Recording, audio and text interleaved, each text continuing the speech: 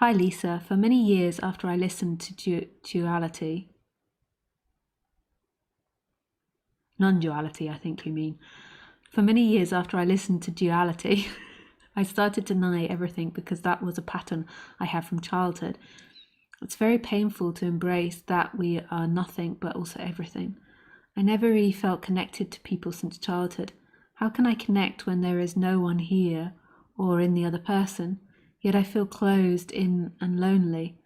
Also, one of my wishes in life was to have love with another person. I denied that for many years too, because there is no one here and there are no others, and we should not depend on anything. Do you have any thoughts that can help me with this? Yeah, thank you, wonderful fairy. That is kind of fitting to the spiritual bypassing. Yeah, and the person takes everything for itself. So it does take this message and use it to defend itself and use it to stay small or to stay in its bubble. And that's great on the human level. You see that because that can be a relief and healing for the person to let go of that. But that doesn't diminish the message of non-duality. Like in this moment, there is nobody here and there's nobody there. I'm not saying on the human level, don't connect with people because there's nobody here or nobody there. That's what humans do. Like I have this wonderful connection with this hairy, four-legged friend. And there's absolutely nobody in her and nobody in me. And there is this beautiful connection. And I do so many things for her.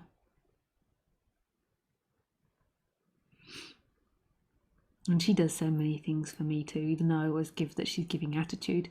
She's actually fiercely defensive of our home and of me. She would always go to war for me. Yeah. Except a few times when I've been chased for animals and she just ran off and left me, but I think that's the pack thing to do. Like, she doesn't really understand I can't run fast like she can. But when we are trapped and there's nowhere to run to, she fights. Like over the home, or if somebody comes to me too quickly or something, she'll bark at them. Yeah. So that's not what's being talked about. Like on the human level, we do have these connections, and this is not, I'm not giving a prescription in any way for that. It's that right now, who is looking out of the eyes? Who? The mind is so obsessed with the story of the body. It does this, it does that, it defends, it doesn't do that, it closes down, it opens up. But who is looking out of the eyes? Who is sitting here now? Who is hearing my voice? Who is looking at me? Who feels the bum on the seat? And there is nobody doing any of that. There is not a person. The person is something in movement. The person is something we describe in time, but that's not the actual experiencer. Who is experiencing? And what's experiencing is absolute love. Love, love, love, love, love, love, love. This no thing which is all things. And narrations about you and bypassing and not bypassing come and go and evolve the person. It's always great to evolve the person and evolve the person's conditioning. But who is experiencing all of that? There is this looking which is no place and all places simultaneously. It belongs to nothing and it's all things. And it's absolutely free. It's the birthright of everything. It's the same which is looking out of your enemy, out of your best friend, out of your dog, your lover.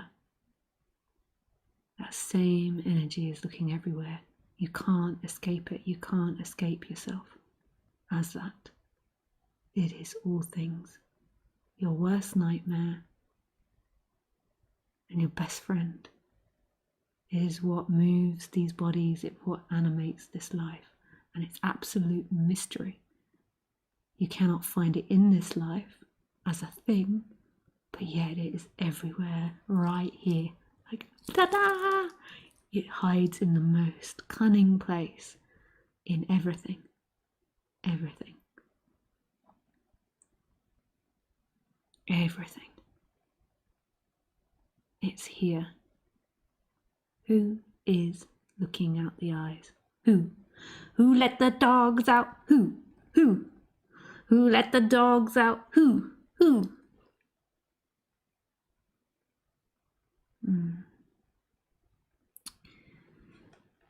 Yes, thank you, wonderful fairy.